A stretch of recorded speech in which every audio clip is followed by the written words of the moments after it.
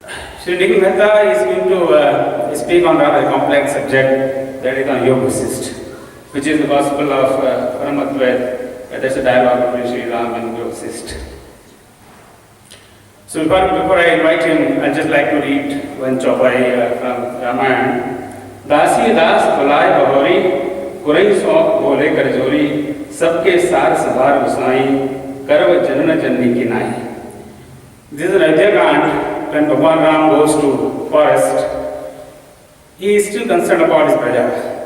That after I leave, he knew Dasharatha will no longer survive. And none of the brothers were there, other two brothers were in their Narihal. What's going to happen? So he requests his Guru, Vasishtha ji, hey Guru, please take care of them like a father, like a mother would. So with that introduction of Vasishtha a little bit, I request Shri Nikhil Bhai to come over. That's welcome Nikhil Bhai.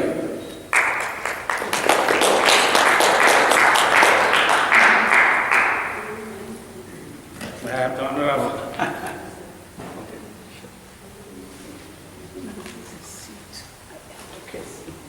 Read any of this? No, I'm fine.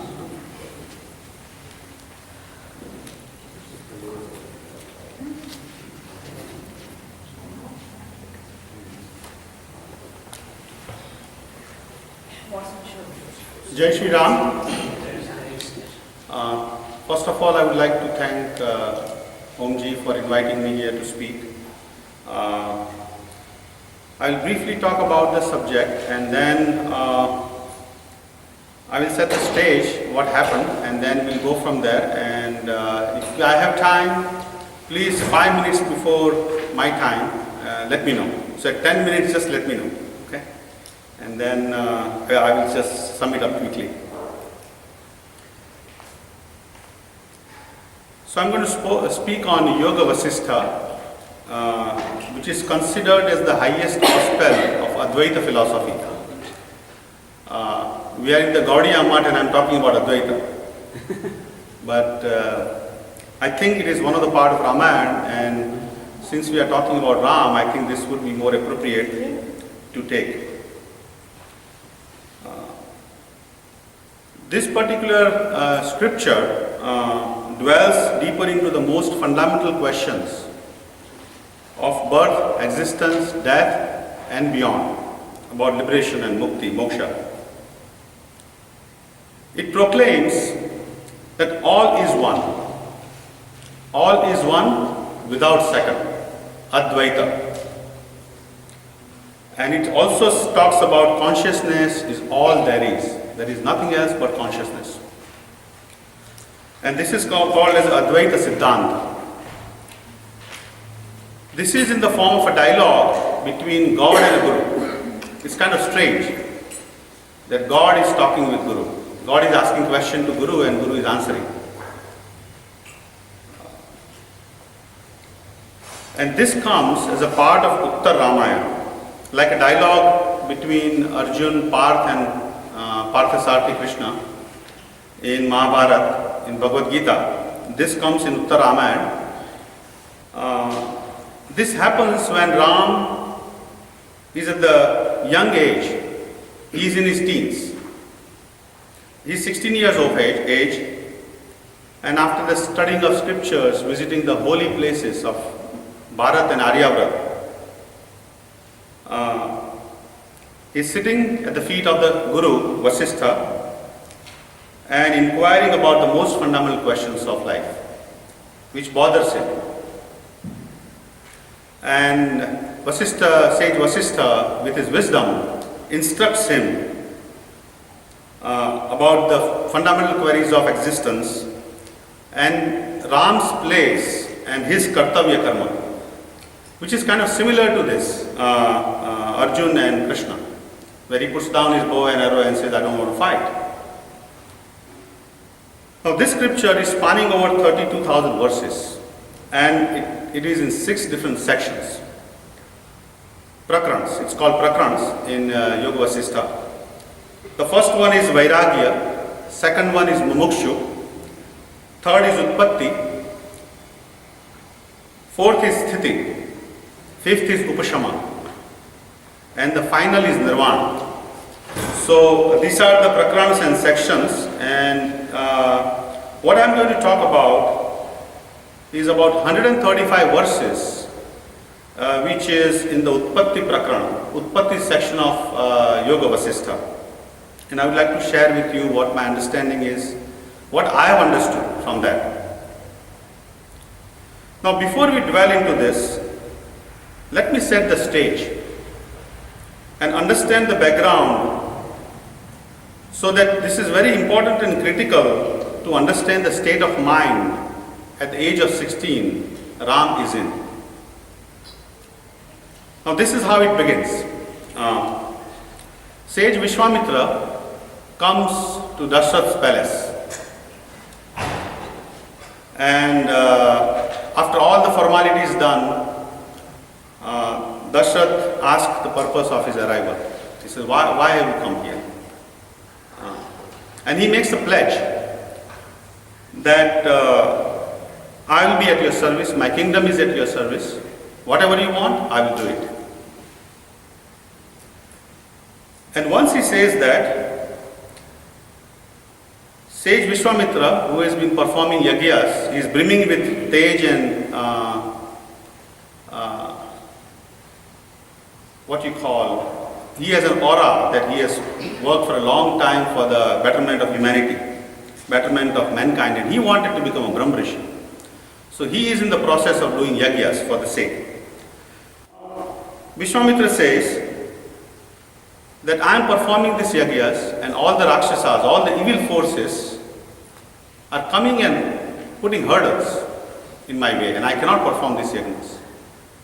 So what I want is, King, please give me your two sons, Ram and Lakshman. And as soon as Dashrath hears this, he is taken over by moha. And he says, I cannot do this. I can give you anything and everything. I can give my army. My army is at your disposal. I can come personally myself and fight with the Rakshasas. But I cannot give my son. And he says, my son, who is still in his 16, he is in his teens. He's only 16 years old. He doesn't know even how to pick up the bows and arrow. How is he going to fight all these barbarians, all these people, Rakshasas, and protect your yajna? So I will send my army. And Vishwamitra says, no, I don't want. I just want your two sons. That's all I want. If you can send them with me, I'm fine. So Dashrath falls into despair that he don't want to let his son go, and he starts giving excuses to Vishwamitra. And after all the excuses are exhausted, Vasishtha Muni gets up and says that, don't worry, Vishwamitra is a great warrior and nothing will happen to your both princes. Okay? You don't have to worry about your next generation or the person who is going to take the throne after you. So don't worry, nothing is going to happen. And they both are very well gifted and powerful. And Vishwamitra, in the worst case scenario, Vishwamitra can fight the whole army and protect your son. So send them with them. You have no worries. But then again, he doesn't want to let the princess go. So he says that, no, tell me whatever you want to tell, but I'm not going to let my children go. And then Vasishtha says, why don't you call your son, Ram? And Vasishtha knew that whatever Ram does, Lakshman will follow.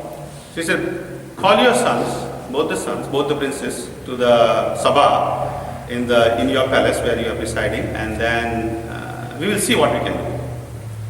And they call Ram.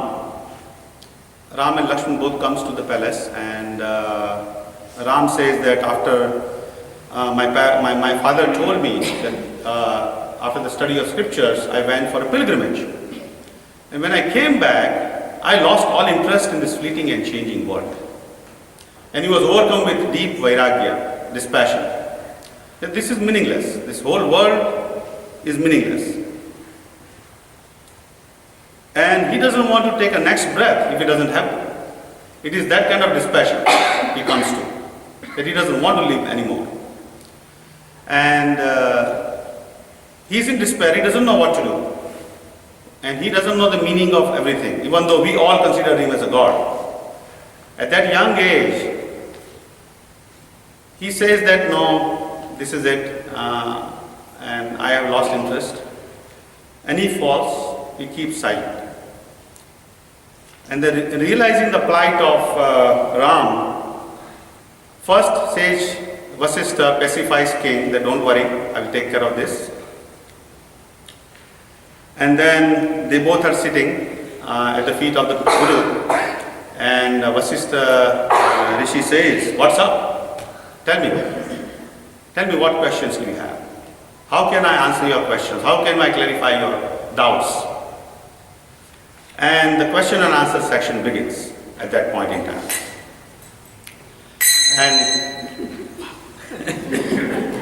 And when the question and answer session begins, Ram starts asking questions, the most fundamental questions, and Vasishtha Rishi starts answering the questions. Now God is asking the Guru. Now these verses I have taken is from the Utpatti Prakran, chapter 116 to 119. And these are 135 verses talking about the 7 states of knowledge, Gyan, Agyan and Gyan both. Avidya, ignorance, and knowledge, Gyan. And the whole conversation begins in this particular chapter when Ram says, I will just read as it is, Shri Rama Uvacha. Ki drashyo Bhagavan Yoga Bhumika Sapta Siddhida Sama Seneti Me Bruhi Sarva Tattva Vidanvara. This is section 2, chapter 117, slok 1 in the Utpatti Prakran.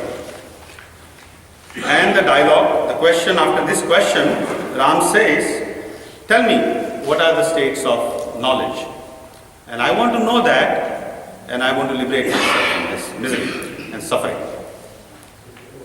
So before beginning, sage explains the basic primal state of existence, and that is called as a Swarupavasthiti. How we exist in our original form.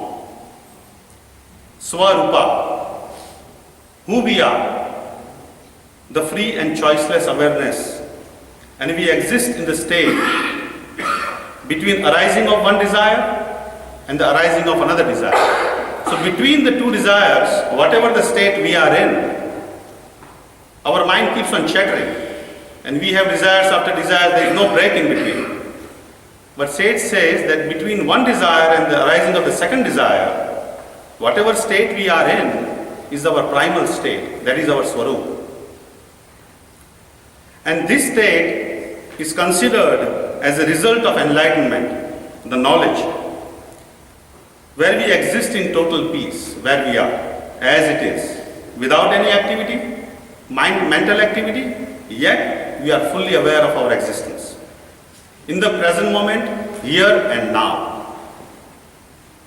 So when the desire arises, the ego comes into play. He explains.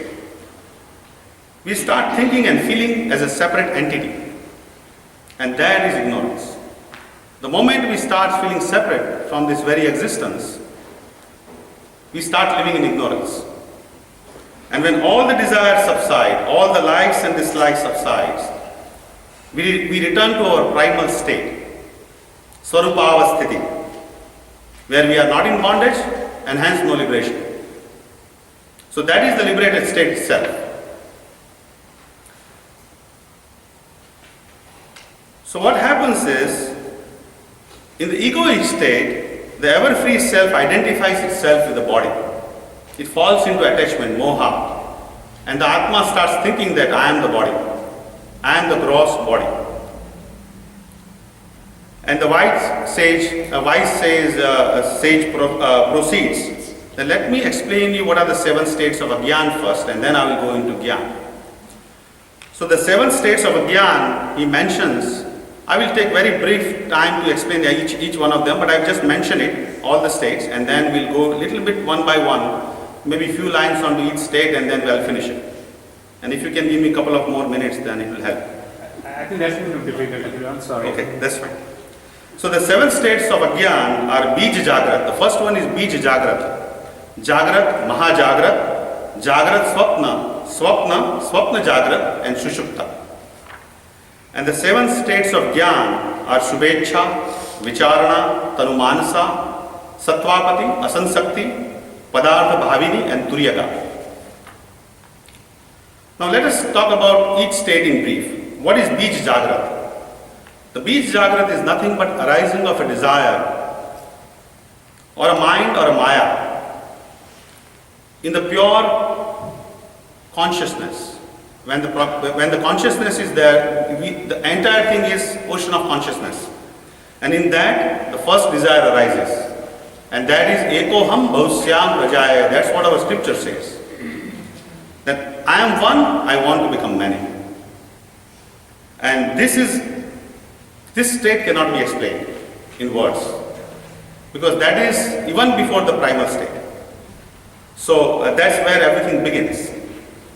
The whole divine play begins then. So that is the next state, Jagrata state. And then we take many births over a period of time and have Utpatti, Sthiti and life. And the Mahajagrata state is passing away of all the desires. Now in this trace, I will take one extra minute. In these 3 states, Jagrat, Swapna, Swapna, Swapna Jagrat, we look at things which are not there. It's a mirage kind of state. Rajju Sarpa Dosha, as it's said in Brahma Sutra.